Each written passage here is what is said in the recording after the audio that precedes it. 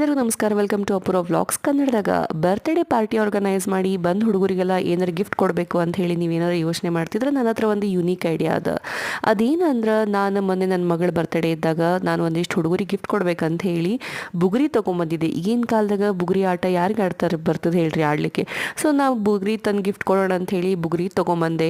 ಹಂಗೆ ಒಂದಿಷ್ಟು ಚಾಕ್ಲೇಟ್ಸ್ ತೊಗೊಂಬಂದೆ. ನೀವು ಮಾರ್ಕೆಟಿಗೆ ಹೋಗಿ ತೊಗೊಂಬಂದ್ರೆ ಬಲ್ಕ್ನಾಗ ತೊಗೊಂಡ್ರೆ ಅಂದ್ರೆ 1 ಡಜನ್ 2 ಡಜನ್ ಥರ ನೀವು ತೊಗೊಂಡ್ರೆ ಭಾಳ ಕಡಿಮೆ ರೇಟ್ ಒಳಗೆ ನಿಮಗೆ ಇದು ಸಿಗ್ತದೆ.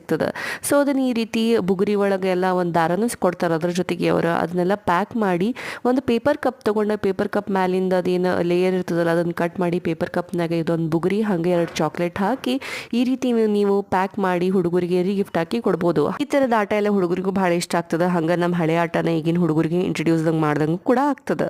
ಸೊ ಈ ಥರದ ರಿಟರ್ನ್ ಗಿಫ್ಟ್ ಕೊಡ್ಲಿಕ್ಕೆಲ್ಲ ನನಗೆ ಭಾಳ ಸೇರ್ತದೆ. ಸೊ ನೀವು ಈ ಥರ ಒಂದು ಐಡಿಯಾ ಮಾಡಿ ಕೊಡ್ಬೋದು.